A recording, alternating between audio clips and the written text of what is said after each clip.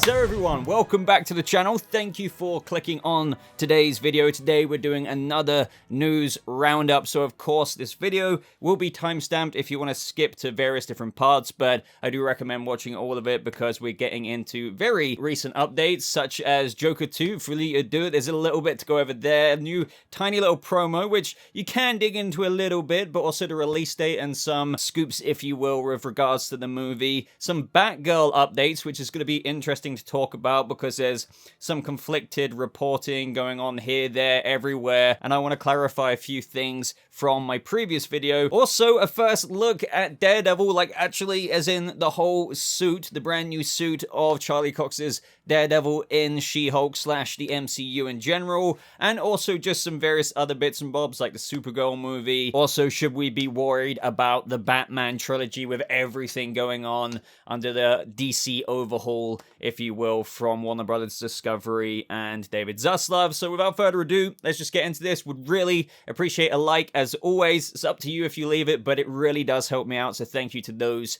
who do that. But let's start with Joker 2, Folie, Deux, aka The Shared Madness. Now, Lady Gaga released this teaser, of which, happened to be on the day of the Warner Brothers Discovery quarterly earnings report, so some people were thinking that might be a little bit of a distraction there. Not that this is an absolutely huge teaser, but it is cool, and there is some stuff to go over. So first of all, there's the song in this, Cheek to Cheek, which is actually a song that Lady Gaga has covered before with Tony Bennett, and it does kind of give me a little bit of a vibe of what songs that we could be getting in the musical of the movie. I can actually really imagine that track with Joker and Harley Quinn just kind of doing a little bit of a classical yet murderous cover of it, if you will. But before I get too ahead of myself there, the release date for Joker 2, or just Joker, Folie, Deux, is October 4th, 2024. And Deadline are reporting that we hear that a production start in December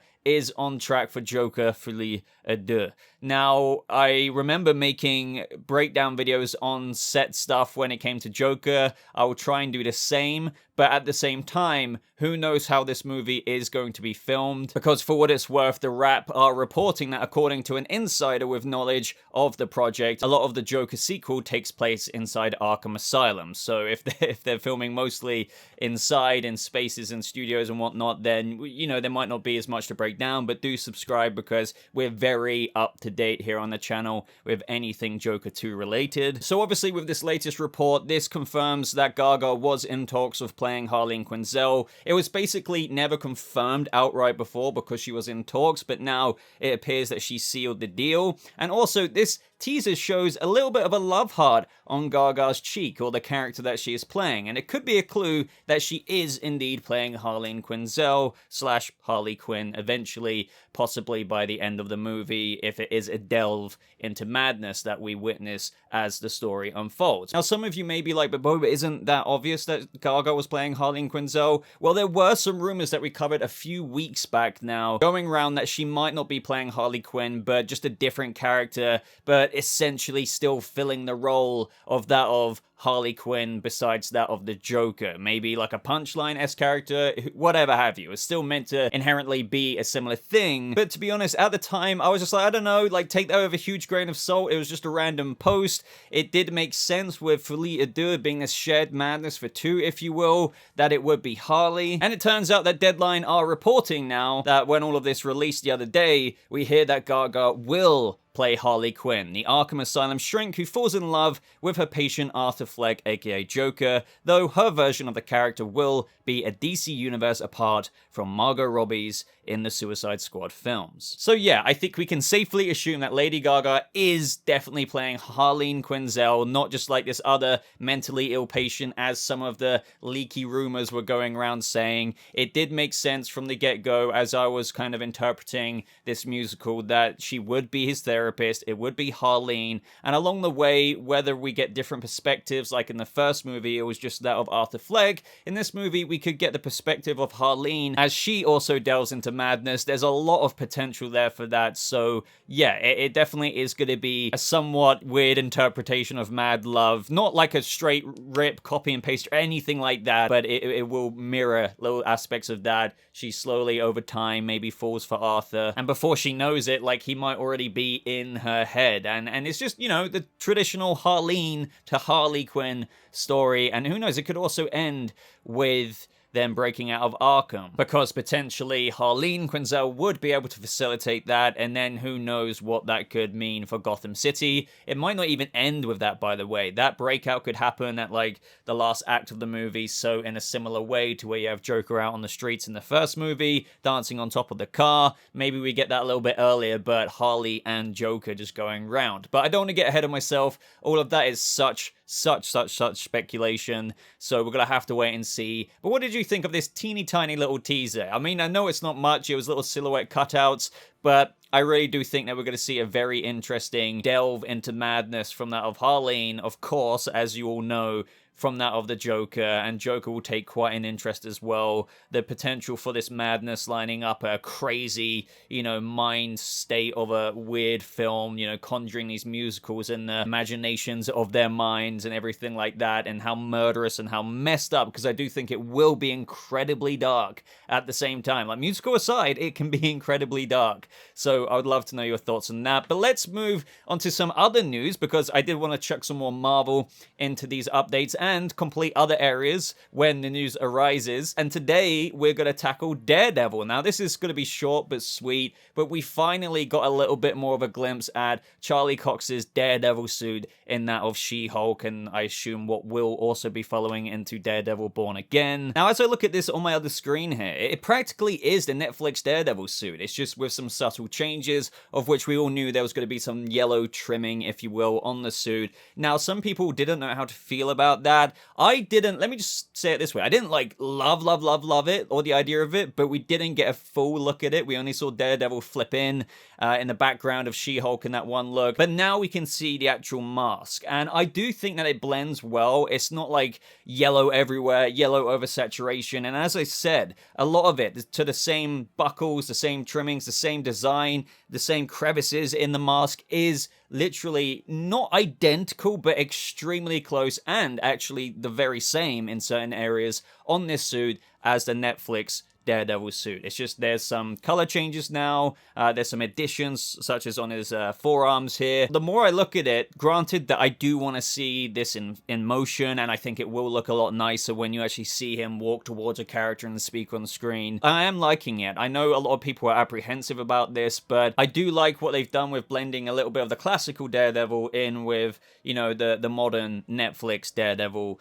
kind of color coordination there. We also have a little bit of a teaser for Matt Murdock in the She-Hulk series with Kat Coiro, teasing that Matt Murdock's role in She-Hulk Attorney at Law is to watch Matt Murdock and Jennifer Walters match wits is something I think people are going to love. Charlie and Tatiana have great chemistry. It's got the tone of a Howard Hawks movie. So that's quite interesting to hear. Obviously, they're both lawyers. I hope Matt Murdock's, you know, Daredevil's appearance in She-Hulk is going to be good. I mean, I know that sounds apprehensive, but I'm more looking forward to Born Again. She-Hulk is meant to be a very comedic series, so I am just wondering, like, how this is going to really unfold with Matt Murdock on screen. But hey, I haven't seen the series, so we're going to have to wait and see. Ultimately, I am just really looking forward to Daredevil. Even despite it being MCU, it might be, as what I keep repeating here, despite Kenobi not being the best written thing, I was still very, very happy to see Ewan McGregor return and Hayden Christensen, so it's a similar feeling here for me with Charlie Cox, and we're just gonna have to wait and see. But let me know what you think. Overall, I really like the look of the suit, but I think it's gonna look even better when we see it unfold on screen. But up next, I want to tackle some more Batgirl updates, because believe it or not, there is even more coming out about this movie and the process, especially after the Warner Brothers quarterly earnings report, because my video was, I believe, a day before that. I now keep getting comments on my video with regards to reports that a lot of it was leaned down heavily on the movie sucking, like it was garbage, it was completely irredeemable. But we've got some updated information of which I really want to add in and just clarify exactly exactly why it was shut down and what David Zaslav and Warner Brothers Discovery really want to focus on coming out of that Warner Brothers Discovery quarterly earnings report, because we got a bit more clarification as to what their 10-year plan is and exactly what they want to do. Ultimately, bottom line with the Batgirl movie is that it was well and truly a casualty of the restructuring and overhauling of Warner Brothers under the new merger that resulted in Warner Brothers Discovery with David Zaslav. Of which, put quite simply, again, some of the people saying, oh, you know, bad takes or whatever on my video, I'm not really saying too much different from what those people are, in that Warner Brothers Discovery under David Zaslav does not want to adhere to that old Warner Brothers regime. Like, that's what was reported, that's what I read out in the video, and thus does not want to adhere or stick with the plans of the Warner Brothers that came before, of which the Batgirl movie was a part of, and it's no longer a direction nor thus the film that they believe in. So in other words, the fact that the Batgirl movie got shelved and will never see the light of day is because they made the business decision, and with that of the merger, that unfortunately, I guess, you know, Batgirl, you could argue, was kind of given a raw-like deal, you know, was unfortunately doomed from the start of that. But now we have recent reports, as of like literally yesterday, coming out from the Wrap, that the cut of Black Adam that was in test screening had a similar score to its test screening for Batgirl. And you might be like, really? But I heard that Batgirl was absolute irredeemable garbage. How could it score similar to Black Adam? How could it score similar to Shazam 2: Fury of the Gods if it was so bad? Here is the difference. So with Black Adam, they did the typical action of going through the usual process after the test screening, which was, you know, to give it some more reshoots and to make it better, etc. Add what it needed, take away what didn't work, add some more special effects, and now supposedly after those additional efforts, Warner Brothers Discovery think it's great. However, with recent reports of the Batgirl movie scoring similar to Black Adam, they didn't care to give it that same treatment. We don't believe in this and where that was going in the first place, is what we've kind of already been over. That's the difference. Not out of it being inherently trash, but as I keep somewhat repeating here in various different ways, but via Warner Brothers Discovery changing their outlook on the DCEU and strategy, let alone spend way more money on a movie they don't believe in with their new direction. That's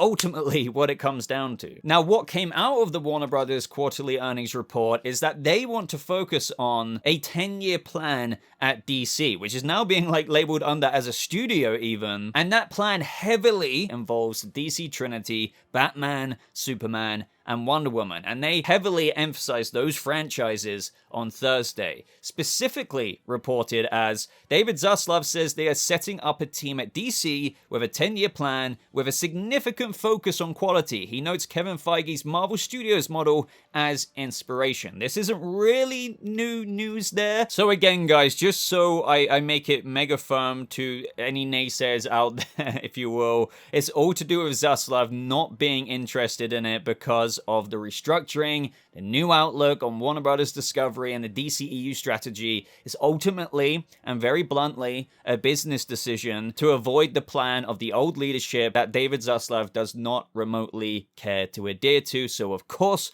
with that, they did a write-off. Like, it's as simple as that. They didn't want to push it out theatrically, spending tens of millions of more for a direction they no longer believe in or want to focus on, and they didn't want to put it on HBO Max either for a similar costs thing. Like, why would they want to do that when Batgirl doesn't fit the new narrative that they have going forward? It's a part of this old thing. So they were like, no, like, I'm sorry, but no. But now I've got people insisting that ultimately, and a heavy part of it was due to that it was completely garbage. That's just not specifically it at all. And now there's a new rumor coming out of, let me just say, the rumor zone, that Keaton's Batman was going to die by the end of the movie, and that somehow impacted the decision. Like, again, I'm seeing so many people take these heavy grain of salt rumors as fact and are adding it to the narrative of trash and things like that, but actually it was reported that the movie ended with Keaton's Batman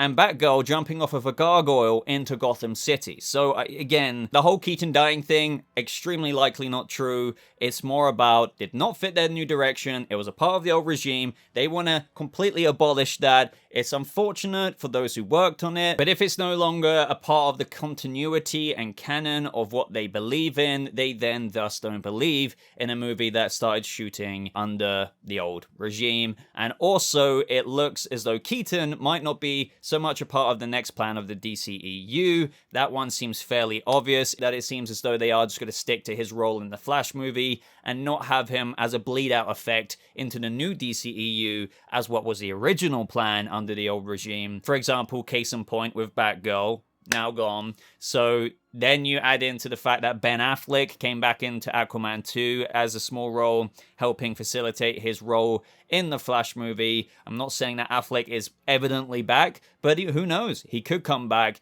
especially with the knowledge that Zaslav is all about really making this all a success and is being very swift with this huge overhaul of DC Entertainment, among other areas, and focusing on that of the main franchises of DC, according to Warner Brothers Discovery, and that is Batman, Superman, and Wonder Woman. They are very keen on bringing Batman back and Superman back in full swing. Whether that's Affleck after the Flash movie, or a brand new actor, who knows, but it does look like Keaton won't be the new permanent Lord Bruce-esque role for the next several movies coming out after the Flash movie. We now have reports as well coming out of the Rolling Stone that the Supergirl movie might be next on the chopping block. Insiders say that Supergirl, which is in development, is not likely to move forward. Now, even though Supergirl supposedly has a huge part in the Flash movie, as we know, we've seen her in the trailers and whatnot, obviously the original plan, a part of the old regime, which we keep referring to here,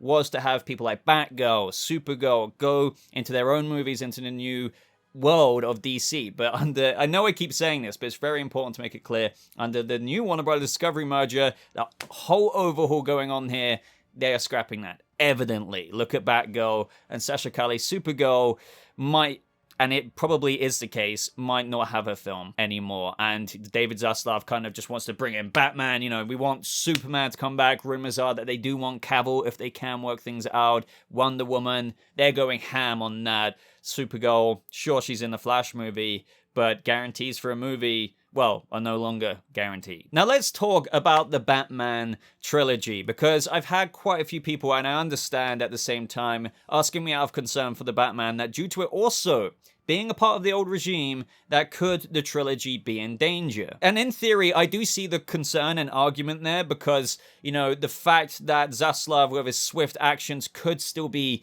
very blunt and just be like, out of wanting to focus on the new DCEU after the Flash movie and construct a solid 10-year plan that heavily focuses on the DC Trinity, that he might have asked or may ask Matt Reeves to somewhat merge Robert Pattinson's Batman into the DCEU. And if Reeves is like, no, he could be like, well, sod it then. Like, just as simple as that. That seems to be the general fear, at least from what I'm understanding from a lot of people, that could go down, or what they're worried about going down. But here's the thing. Here's the optimistic take from me, and I would like to think is a bit of a realist-esque take, because the Batman was very, very successful. And Matt Reeves has made it explicitly clear that he didn't want his trilogy to be part of a larger connected universe. There's a billion quotes out there going over that. He eventually got what he wanted. They agreed. I'm like, okay, make your Batman movie. But the fear now still stays because of the fact that the new people like Zaslav and whatnot, you know, aren't beholden to the old regime. In fact, they've made it very, very known that they're doing everything to completely oppose that. So again, I understand the slight concern there from a lot of Batman fans, the Batman fans. But what gives me some optimism here is that, just like Joker, for example, of which we've already been over, having its own little area out there in the multiverse and just not really connected at all, Batman itself was, as I keep saying, very successful. We all know that, and just like Joker, can still easily get its trilogy, while the higher-ups at the new Warner Brothers Discovery figure out their firm plan for DC for the next 10 years, of which heavily involves Superman, Wonder Woman, and Batman. So as a result of that, even though a part of their next 10-year plan involves Batman heavily, I do think that they will keep bankrolling Matt Reeves' Batman movies, have it do its own thing, have it make its own money, of which Zaslav praised and was happy about, by the way, with its release. But at the same time, they will also figure out a new Batman for the new DCEU for the next 10 years that looks like it no longer involves Keaton. Now, whether that's somehow talking Ben Affleck into staying if he wants to, maybe for all we know he wants to, or a new actor. But again, through evaluating all of what's happened recently, I think the Batman will be fine. It's under its own sector under the new Warner Brothers Discovery, of which I don't think they're opposed to having, by the way, in various different areas. They just essentially right now want to figure stuff out, reorganize, which does mean axing stuff, yes, but putting out a firm foot forward for the next 10 years. And even though the axe of Zaslav has come down swift on many things, he's not, despite what some people may say and comment, he's not incredibly stupid. He knows that the Batman movies and the future ones under Reeves and Robert Pattinson will make a lot of money, and he'll likely be cool with it being a little bit of a side piece. Also, it's just really not the same situation as Batgirl, of which was a part of the new post-Flash movie DCEU that no longer adhered to the direction of the new Warner Brothers Discovery and what they have planned for the future, which we've been over 1,000 times. The Batman trilogy, on the other hand, in their eyes, the new Warner Brothers Discovery eyes, is somewhat a cow that they'll likely be happy to milk for some time and have their main Batman in the DCEU as well. It's just like, hey, you got Joker over there as well, so you get my perspective on this. Honestly, I would be extremely surprised if we had a report break that Matt Reeves has parted ways with the new Warner Brothers under creative differences to not have that of Pattinson's Batman merge with the new mainline DCEU 10-year DC plan that Zaslav wants to put in place. I just don't think that will happen. That would be gobsmacking. Now, what about the HBO Max shows? That's another thing that people have on their minds, and with all the recent news before the Warner Brothers Discovery quarterly earnings report, a lot of people are like, oh god, you know, this doesn't look too great, even if the Batman movies stay. What about the Penguin and Arkham series and whatnot? Well, as for HBO Max shows, I think they should be fine. After the Thursday report, David Zaslav stated that HBO Max shows will not be shut down any time soon. And recently as well, we've had listings for even the Green Lantern series on this database, also even Strange Adventures, which is a very interesting thing. It's just like, I thought that one was maybe dead in the water. Constantine, that is rumored to start filming very soon. So I think despite some of the cuts, Zaslav is still happy for shows to go forward, and it was stated, as I said, that HBO Max shows will not shut down anytime soon. So I think the Penguin, I don't know about the Arkham series because we have no firm date on the development of that. We have no idea what it really surrounds so much. But the Penguin series, as Colin Farrell said, he's quite busy up until Christmas. But in the new year, it should start full production, so to speak. And I don't think Zaslav is interested in axing that. I think he will let that one continue. I think he knows it might even be very popular with Colin Farrell's Penguin. And again, just to reiterate, it all comes under the popularity of the Batman that is this franchise under Matt Reeves that he thinks of probably as a cow that they can milk on the side to that of their main focus in the DCEU for the next 10-year plan that they're currently really putting under a microscope and sorting out. Lastly, I thought I'd chuck a couple more things in here. Giancarlo Esposito reveals that he has met with Marvel Studios, and he adds that he would want to play Professor X. So I offer the floor to you guys. Who do you think Giancarlo Esposito should play? I mean, I think he could play a really good Professor X, Charles Xavier. Who knows if that will be the case. He is a very good actor, quite often in these villainous roles, so I would like to see him play one such as Charles, which could show a slightly different role and chops to him. And very lastly, guys, there were rumors and reports coming out that Gotham Knights on the CW had been cancelled, but it turns out to be somewhat debunked. Apparently, it hasn't been cancelled. Apparently, it is still going forward. So if you have been hearing and taking as a fact that Gotham Knights had absolutely been cancelled. Apparently that is not the case. When a lot of us heard that it could have been cancelled, it just didn't come as a massive surprise. Me included. I thought maybe, especially with recent things, that after maybe seeing some of the reception to a lot of what we saw in the trailer, it does, and it still does feel, as to me personally, that it's a show, you know, after shows like Superman and Lois Season 1 came out, of a kind of new quality to that of the CW. Then you have like this trailer come out and it looked like it kind of took 5, 6, 7 steps back. So initially I was like, oh man, maybe it is starting to come out that it's been cancelled, but it's been debunked. It's apparently not cancelled. Just thought I'd leave you with that. But for now, everyone, that is the end of today's news roundup video. Let me know your thoughts on absolutely everything we discussed today. I read every single comment, like easy as me scrolling on my phone and engaging with some of the most interesting ones. I often heart a lot of them, so looking forward to see what you guys have to say. Like the video if you did enjoy. Do subscribe for more news roundups and reviews and all kinds of other things on the channel. But thank you so much for watching. I hope you all have a lovely rest of your day, and I'll see you people of the, I don't know, several universes out there in the next video. Goodbye.